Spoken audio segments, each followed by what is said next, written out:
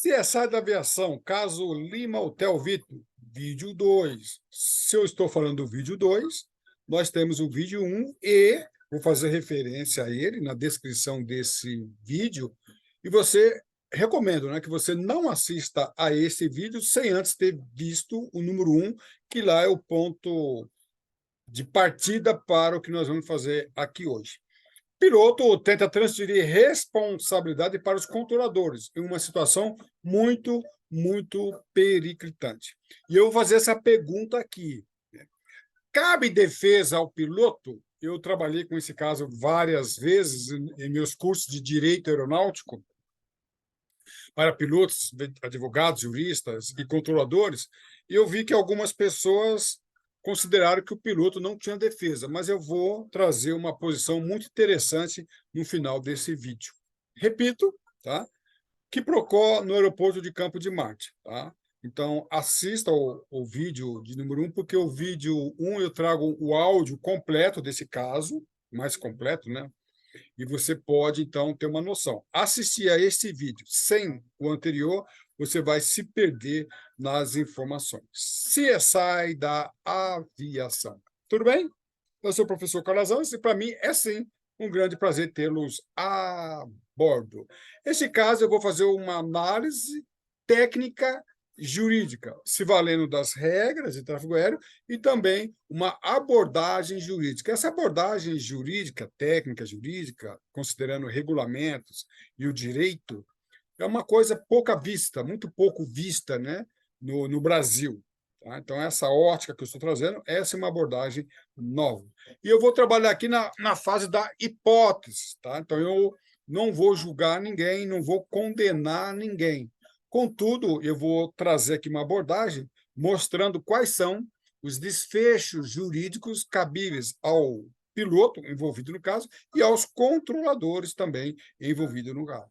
Né? Lembrando que esse caso ele é mais profundo, muito interessante. Eu tenho um curso online de infração de tráfego aéreo e no meu curso eu trato esse caso aqui também. Tá? Aí sim você pode. O curso é composto de vários módulos e ali você tem um conhecimento bem mais completo a respeito desse assunto aqui. Tá? Professor Calazans pergunta. Professor Calazans não julga e nem condena. Então, eu não vou julgar ninguém aqui e nem vou condenar.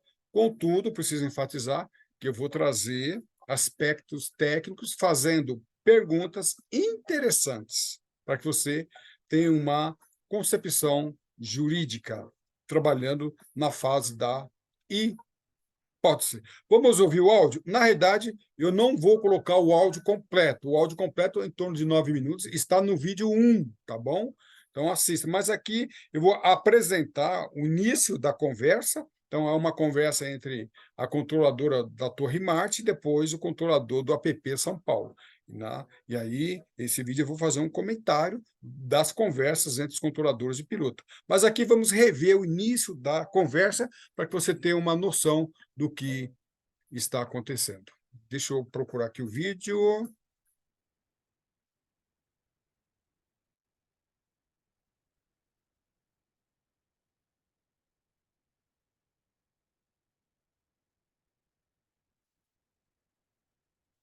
Pagamento de ingresso na TV, estamos fechados para asa fixa, suba para 4.000 pés, estamos no controle São Paulo 129, decimal 5. Eu estou ouvindo com o campo de Marte, e também fica complicado eu ir para o Júlio, fica complicado eu continuar na final. Põe e complicado virar para a esquerda. Eu estou indo, prosseguindo, caso o senhor inautorize para Marte, que é mais prudente e seguro para o voo. Vou deixar a informação bem clara para uma possível gravação. Eu não tenho como sair desse agora, nesse momento. Estou visual com a pista de Marte completamente. O pé de Marte atualmente é 1.500 pés, então eu estou abaixo de 1.700. O pôr do sol foi aos 2050, então estou no noturno, está fechado a asa fixa. O senhor vai prosseguir para Marte? Gostaria de conversar o meu pouco com Marte, estou completamente visual, eu estou a 4.000 pés no momento aqui nesse setor, e o teto não condiz com o que está dizendo aí, com 5.000, com 1.500 pés, está muito mais. O 1.500 pés é coordenado pelo meteorologista, a torre não impõe nenhum teto, o pouso do senhor não está autorizado. Vento 160 com 7. Então, se a senhora puder coordenar com a meteorologia, eu preciso pousar em Marte, senhora. Eu não posso prosseguir eu não estou me sentindo seguro voar com Juliette. E não estou com segurança de curvar para minha direita. Bem, pessoal, em síntese é isto, tá? Mas nós vamos agora comentar mais detalhadamente. Ou seja, o piloto ele se aproxima para Marte, tá? No período noturno, isso é importante enfatizar, no período noturno, pretendendo fazer um pouso visual, e a controladora fala que o pouso não será autorizado, porque está abaixo das condições para operações, né, de pouso visual. O piloto declara que precisa pousar, que não tem condições de voltar, retornar e ir para outro lugar, e por questões de segurança, ele quer pousar. E o ponto crucial é que ele quer autorização. A controladora, né, depois transfere para o controle de São Paulo, e a discussão é no mesmo diapasão. Tanto a controladora de Marte quanto o controlador do APP São Paulo, eles não proíbem o pouso, não proíbem, mas também não autorizam. E fala para o piloto se colocar à vontade, caso ele queira pousar, será um pouso à revelia, a critério do piloto, mas não foi proibido de pousar. Tá? A discussão é interessante, então eu peço mais uma vez aqui que você assista, tá, ao vídeo número 1, o áudio de 9 minutos, né, para você ver a discussão. Então, vamos apenas discutir aqui o que aconteceu ali, tá? E apontando a responsabilidade do piloto e do controlador de tráfego aéreo. Responsabilidade na esfera administrativa e penal, e também até poderia cogitar, mas não vai ser o caso aqui, responsabilidade civil, indenização caso haja prejuízo. Tá? Na esfera administrativa, diante dos regulamentos e do Código Brasileiro de Aeronáutica, penal, o próprio Código Penal Brasileiro. Então, vamos lá. O aeródromo está abaixo do mínimo. Pronto, acabou. É uma mania de piloto. Olha que eu estou visual aqui, que eu não estou visual ali, que aqui está visual, que não está fechado. Essa discussão não existe. O elemento profissional credenciado para fazer análise é o meteorologista e pronto, acabou. Para fins de apuração de responsabilidade, vamos supor que tenha uma repercussão na esfera penal, por exemplo, e desemboque para a esfera jurídica penal. Não tem discussão. Vai ser analisado os boletins meteorológicos, tá? O metal ou espécie, ou até informação meteorológica dos profissionais credenciados. Com todo respeito, o piloto não é o elemento, o profissional credenciado para fazer análise das condições meteorológicas. Não é. Tá? E até a gente vê uma discussão que houve um momento, você não está me vendo daqui? A torre falou, não, eu não estou te vendo, você está guardado. Ainda que houvesse buracos, podia ser que havia buraco, pedaços ali do espaço, que poderia haver uma outra hora a torre via o piloto, mas a questão é qual é o menor teto de visibilidade? É isso que é estipulado. Então, já há um erro aqui do piloto, que eu estou visual. Piloto, não é a tua avaliação que define. E eu estou fazendo uma análise jurídica, eu quero deixar bem claro aqui para os controladores e aviadores. Se houver uma repercussão jurídica, o documento que vai balizar são os documentos oficiais. O que o piloto disse, que não disse, não vai ter validade, hein? Para fins de perícia, vai ter validade os boletins. Então, meteorologista, que é o profissional, através do metal, espécie ou qualquer outro boletim. Então, esse assunto está encerrado. O campo está fechado. Lembrando que Marte, à época dessa ocorrência, os mínimos de teto e visibilidade era diferente, não era padrão. Então, uma coisa muito interessante, você precisa checar quais são os mínimos de teto e visibilidade. Em Marte, os valores eram diferenciados, exigia-se um valor maior do que o padrão. Este é outro ponto muito, muito interessante. E se ele pousar abaixo dos mínimos? Então, é inquestionável. Não cabe ao piloto discutir se está abaixo ou não. Se o meteorologista, através dos boletins meteorológicos. Definiu, está definido. E se ele pousar abaixo dos mínimos? Então, o aeroporto abaixo dos mínimos, a ARR pousa abaixo dos mínimos, né? O CTA não autoriza. O controlador de tráfego aéreo não pode autorizar. Simples assim. Tá? É regulamento. Pronto, e acabou. Tá? Olha só que interessante. Esse assunto é um assunto que eu discuto muito nos meus cursos de Direito Aeronáutico.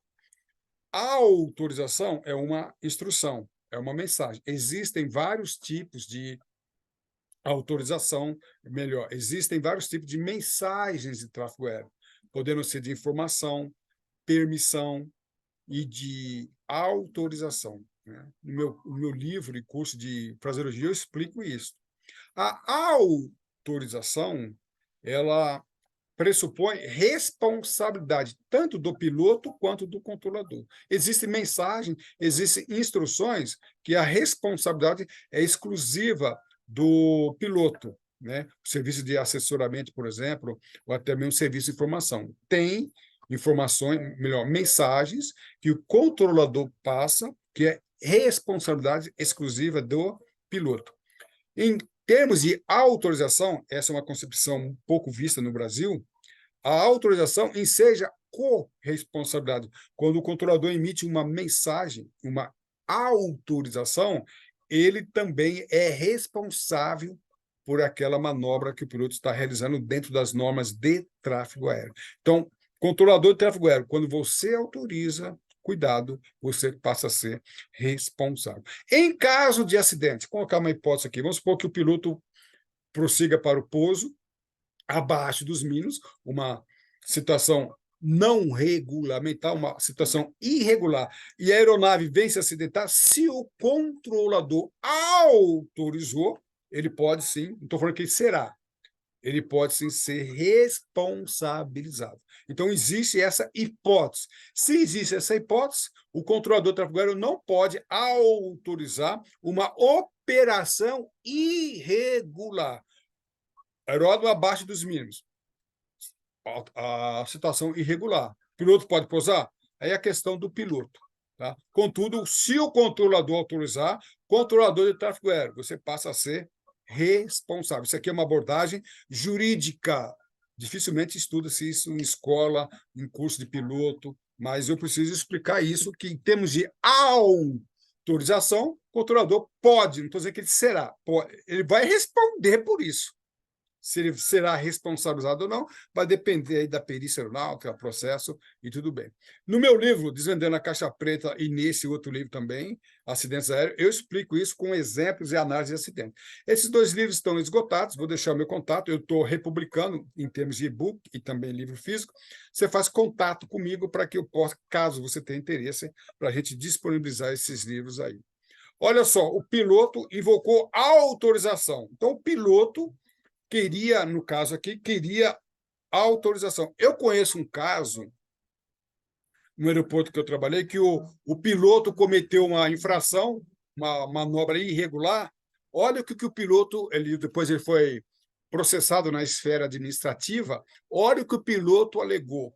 Para mim, eu falei, inclusive a autoridade aeronáutica que estava investigando fez contato comigo. Calazans, o piloto aqui cometeu uma infração, o piloto da aviação comercial, hein? E está alegando que a torre autorizou e ele quer se isentar.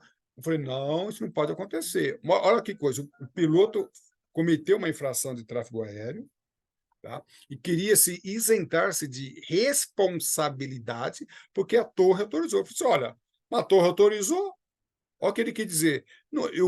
A minha operação não era irregular, embora ele sabia que estava infringindo o regulamento RBAC, regulamento da ANAC, não era nem regulamento do DSEA. O controlador não tinha noção, conhecimento daquele regulamento. Então, ele cometeu uma infração de tráfego aéreo prevista no RBAC. RBAC, no caso da aviação comercial, tá? No 121. Ele foi processado perante as autoridades aeronáuticas e alegou em sua defesa que ele foi autorizado. Né? Imagine se em uma simples administração, a infração administrativa, o piloto, para isentar-se de responsabilidade, jogou a culpa no controlador. Imagine em caso de acidente com vítimas, aí que a coisa vai complicar. Então, repito, em situação irregular, controlador não autoriza. Tá bom? E o controlador dá informações. Nós vimos aqui no vídeo 1, áudio 1, que tanto a torre, controladora da torre, quanto o controlador do app, falou, ó, proveu todas as informações para que ele fizesse o pouso seguro. Ele não fez porque ele não quis, ou fez, não sei qual foi o desenrolar. Tá? Mas o controlador, tá? Ele não autoriza, mas também não proíbe. Parece bobeira, mas eu vi um caso que o controlador de tráfego aéreo proibiu a aeronave pousar. Então, controlador, se você proíbe a aeronave pousar e a aeronave sofre um acidente em decorrência dessa sua proibição, você também pode responder. Não estou dizendo que você vai responder. Melhor, vai responder? Pode. Você pode ser responsabilizado. É uma situação muito tênue, né? Fica ali no muro ali, né? Das indefinições, mas o controlador bem preparado, e nós vimos que o controlador da torre, a controladora e o controlador do app, nesse quesito, eles estavam muito bem preparados. Você não autoriza, tá? Mas também não proíbe, você permite. Tá? Essa teoria da autorização, permissão, proibição, está no meu livro azul de uma forma bem clara, tá? No meu livro de Desvendando a Caixa Preta. É uma teoria que eu gostaria que fosse melhor explicada para os controladores e pilotos, tá bom? Então, deixa a critério, joga a responsabilidade na conta do piloto e presta ao piloto todo o serviço para que ele possa fazer o voo e o pouso mais seguro possível. Controlador, não embaça, não complica, não impede, presta todo o serviço, mas a responsabilidade não é sua, é do piloto. Advise intentions.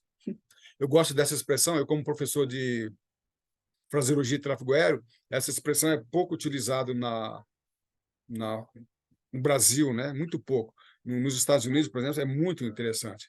Aqui, eu faço uma ressalva aqui ao controlador do controle de São Paulo e da controladora de Marte. Na minha opinião, vocês prestaram excelente serviço, mas falaram demais. Uma das características, qualidades da fraseologia é concisão. Concisão é falar pouco. Então, vocês falaram demais. Não é raro, mas é muito comum o piloto, em outros casos eu comento isso, o piloto pegar tudo que o controlador falou para usar contra o controlador. Aquela expressão, tudo que você falar poderá ser usado contra você. Então, repito, os controladores prestaram um excelente serviço, mas falaram demais. Então, essa palavra aqui seria o suficiente. Campo de Marte abaixo dos mínimos, advise intention. Campo de Marte abaixo dos mínimos, confirma intenções. E joga no peito dele. Visual, estou vendo visual, não estou vendo a pista, estou vendo. Campo de Marte abaixo dos mínimos, confirma intenções. Que eu estou vendo a torre, não tem torre, que o controlador errou, que o piloto errou, que o teto é tanto, que a visibilidade é tanto. Eu estou vendo você está me vendo. Campo de Marte abaixo dos mínimos, confirma intenções. Campo de Marte, abaixo dos mínimos, confirma intenções. É como eu vou falar com a minha mãe, com a minha sogra, com o meu tio. Campo de Marte, abaixo dos mínimos, confirma intenções. E se ele prosseguir para o pouso, vento tal, pista livre, pronto. Acabou. Então, controlador, não discuta na fonia, tá? Controlador, não discuta, não brigue e não dê aulas. O controlador do app deu uma aula para ele. Não dá aula no aeroclube, na escola de aviação, no galpão do CTA, não é, na fonia não dá aula. O piloto só tem que se manter tantos metros da pista, da nuvem. Não perca, não faça isso. Embora, não, na minha opinião, não cometeu o controlador nenhum erro, nem a controladora. Mas eu usava, meu pai, meu avô usavam uma expressão, quem fala muito dá bom dia a cavalo. Né? Embora vocês não tivessem errado, né? Não erraram, isso, né, pode ensejar, dar motivos para falar. Campo de Marte, abaixo dos mínimos, confirma intenções. Campo de Marte, abaixo dos mínimos, confirma intenções. Só isso, tá bom? Vai reportar? O senhor vai reportar? Aqui houve uma discussão interessante. O senhor vai reportar? Claro. Toda e qualquer irregularidade tem que ser reportada. tá? É o princípio da indisponibilidade. E esse princípio vem da administração, né? Da esfera administrativa. Se o piloto cometer uma infração, o controlador não pode não reportar, tá bom? Ele pode prevaricar, tá bom? O artigo 319. Retardar ou deixar de praticar indevidamente ato de ofício ou praticar com a disposição expressa de lei. Ou seja, o piloto ficou muito preocupado. O senhor vai me reportar? O senhor não vai reportar? Isso não cabe discutir na fonia. Havendo uma irregularidade, havendo uma infração, cabe ao controlador de tráfego aéreo reportar. E pronto, acabou. Então, o senhor só quer me reportar. O controlador não pode não reportar. O princípio da indisponibilidade. Se o controlador não reportar, ele pode responder por prevaricação, tá bom? E eu dou essa dica aos controladores. Eu acompanhei um caso que um delegado estava investigando uma infração penal de um piloto. Uma infração penal de um piloto. Então, o piloto cometeu uma infração e o delegado federal de um determinado aeroporto investigou aquela infração. E ele pediu o livro de registro da torre, e também do APP, no caso, ele pediu. E quando ele pegou os livros, não havia nenhum registro. Foi confirmado, tá, o delegado federal conseguiu, através de imagens do aeroporto, provar a infração do piloto. E pediu os registros para ter maior balizamento ali, fundamento do seu inquérito. E quando ele pediu, não estava registrado. E o controlador de tráfego aéreo foi chamado para depor. E o controlador ficou em altas, porque o delegado perguntou: por que você não registrou? O controlador assumiu, realmente aquele dia houve sim, tal aeronave cometeu essa irregularidade. E o delegado perguntou: por que você não registrou isso?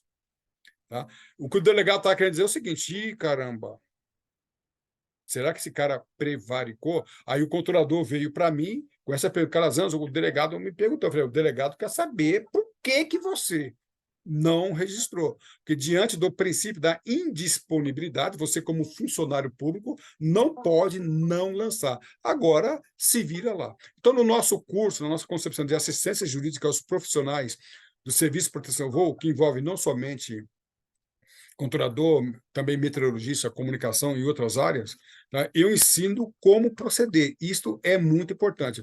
Muitos controladores ou profissionais da aviação, meteorologistas, não conhecem os seus deveres e seus direitos e podem sofrer de sabores jurídicos, como foi o caso desse controlador que não registrou uma irregularidade que teve uma repercussão na esfera penal.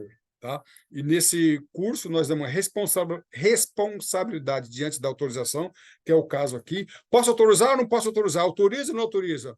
Princípio da indisponibilidade, que eu conversei aqui. Responsabilidade penal militar. Eu já vi controlador responder perante a justiça comum, civil, e também, simultaneamente, perante a justiça militar. Tá bom? Responsabilidade civil. Já vi casos de controladores sendo solicitados a indenizar, é incrível, absurdo, mas possível. E a prevaricação. Tá? Então, esse caso aqui pode envolver todos esses tópicos que nós estamos comentando. O controlador prevaricou? Não sei. Eu não fiz uma análise, um estudo desse caso. Mas, nesse caso aqui, o piloto ficou muito reportado: o senhor vai me lançar? O piloto, ele tem que lançar. Pode até ser que ele não tenha lançado, já não sei, não quero saber, também não tenho raiva de quem sabe. Contudo, o controlador não podia não lançar. Tá? Infrações. Quais são as possíveis, em tese, tá? Em tese, quais são as possíveis infrações que o piloto cometeu? Lembrando que eu vou fazer uma pergunta aqui muito interessante, vou responder. Cabe defesa ao piloto? Eu vou dar uma explicação. Então, o artigo 302, em relação ao item 1, né? Utilizar ou empregar a aeronave com inobservância das normas de tráfego aéreo.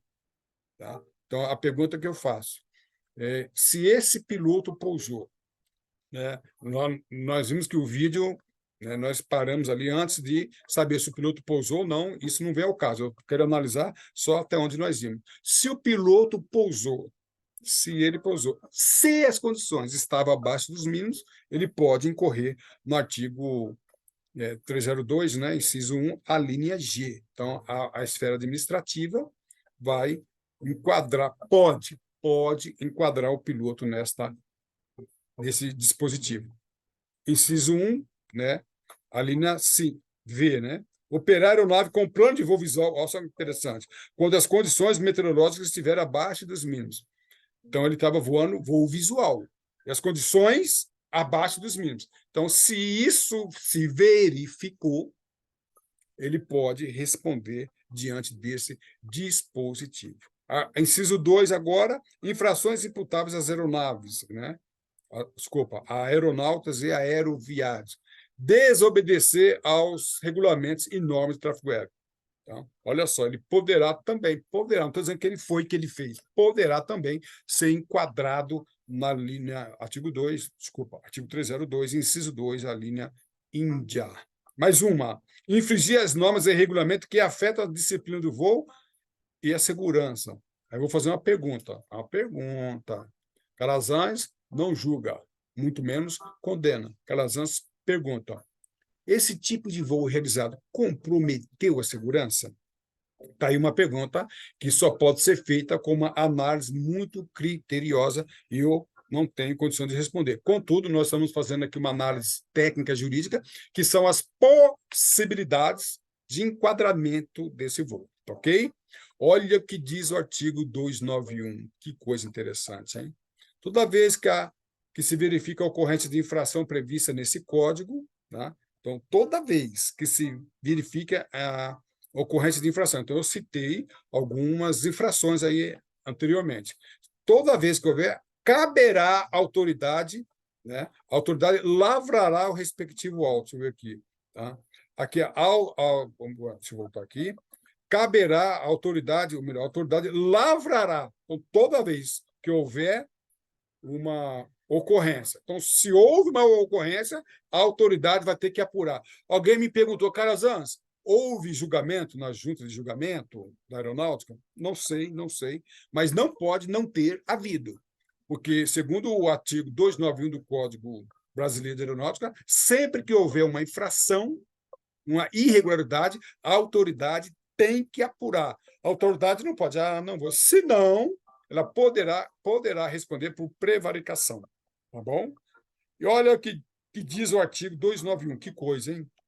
Parágrafo 1º.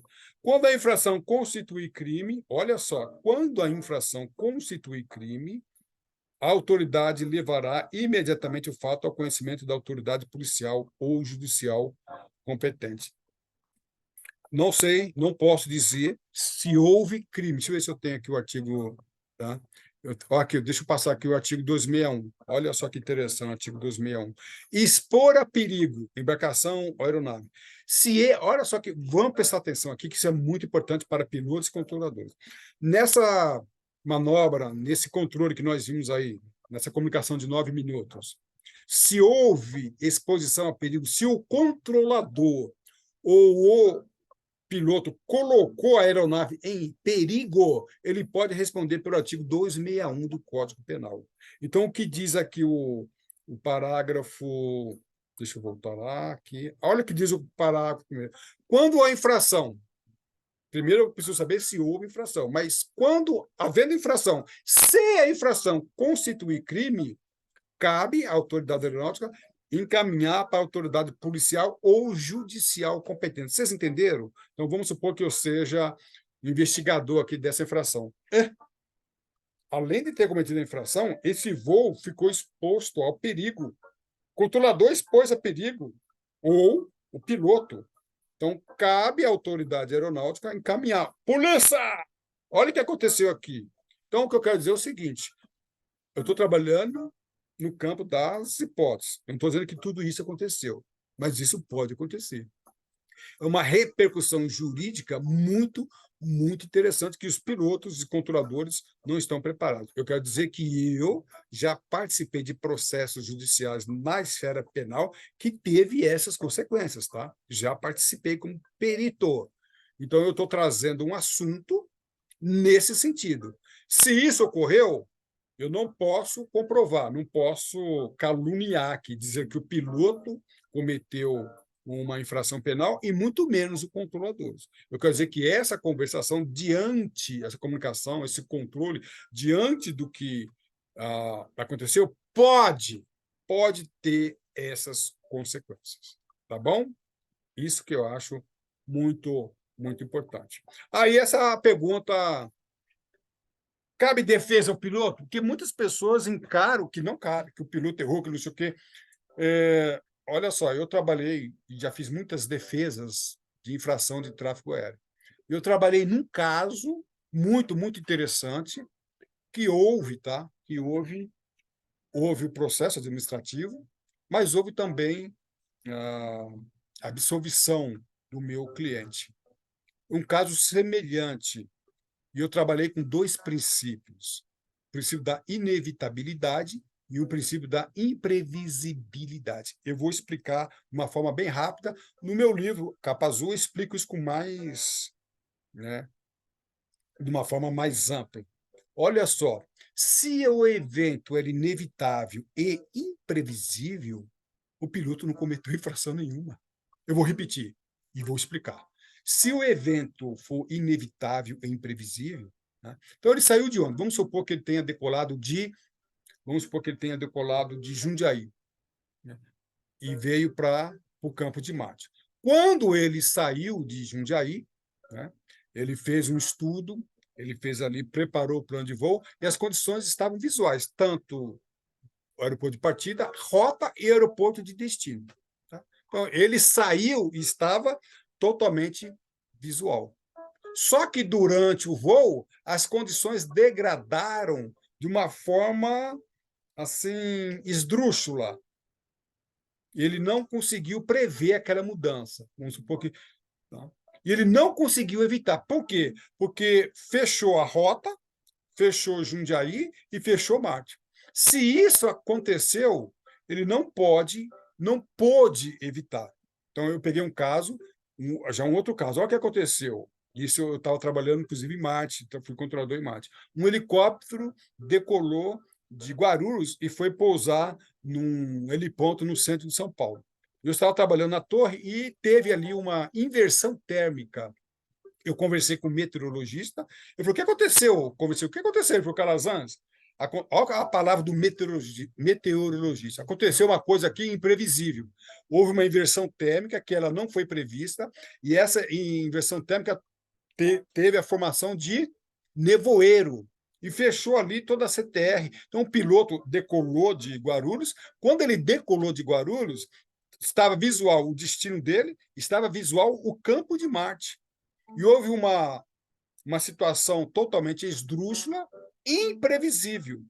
Até o meteoro falou assim: Calazans, não conseguimos prever isso, uma coisa não prevista. E o piloto não teve como evitar, ele já estava em voo. Se ele retornasse para Guarulhos, tá, a inversão térmica pegou praticamente a boa parte da terminal São Paulo. Então, ele acabou pousando em Marte com as condições abaixo dos mínimos. Então, se eu conseguir, no caso do piloto, eu não sei se foi isso que aconteceu, mas o piloto ele declara que ele não tem condições de progredir para Jundiaí. Ele fala pelos corredores Índia e Neon Juliette. Piloto, se isso se verificou, o senhor estava num estado de necessidade. O senhor estava em caso de emergência, embora o regulamento não traga essa informação. Então, isso pode acontecer e eu já vi isso acontecer. Então, o piloto ele seria reportado, que tem que ser reportado. Em sua defesa, se contratasse um bom perito, um bom defensor, ele faria uma análise. Aí, cuidado. A pergunta que eu faço é isso: quando decolou de Jundiaí, considerando que a partida fosse Jundiaí, qual era a condição de Marte? Se Marte estava fechado, vai ter pouca defesa. E não é só o metário espécie, um outro documento muito importante, que é o TAF, né? Que é um boletim meteorológico que dá previsão. Então, se você decolou de Jundiaí, por exemplo, o TAF tinha uma previsão de 80% ou mais de fechamento do aeroporto, nebulosidade ou visibilidade, as coisas comprometem. Então, uma boa defesa, levando em consideração, eu nem diria uma defesa, uma perícia, levando em consideração esses fatores, é possível sim que o piloto embora cometa uma infração, que ele pousou abaixo dos mínimos, é infração, é uma irregularidade. Mas pode ser que essa irregularidade seja justificável. Eu entendi o afã do piloto, eu entendi. Ele queria se justificar em voo. Piloto, repito, se isso que o senhor declarou na fonia for verdade e puder ser comprovado diante de uma perícia, não é alegando, hein? Não pode apenas alegar. Tem que fundamentar. O problema dos aviadores e dos controladores é alegar.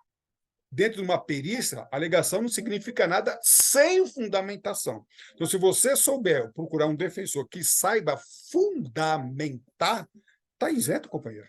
Você não responde por infração, ou melhor, pode até responder, mas vai ser absolvido. Eu, como defensor, já tive a oportunidade de absolver os meus clientes, porque, na realidade, embora tivesse cometido uma irregularidade, eram justificáveis. Então, fica aí. Tá? Eu não quero condenar o piloto e nem absolvê-lo, mas a possibilidade de uma absolvição é, sim, plenamente possível. Isto é, cabe fazer uma responsabilidade dentro do aspecto técnico e jurídico. Se você quiser saber mais no nosso site, professor Calazans, eu tenho ali vários cursos, inclusive um dos cursos é infração de tráfego aéreo, onde eu discuto as consequências jurídicas, administrativas e civis. Tá? Os nossos cursos de direito aeronáutico, perito aeronáutico, tem um CSI da aviação muito interessante, fraseologia, teste de cálculo, entre outros. Tá bom? Repito, o nosso curso online de infração de tráfego aéreo, ele é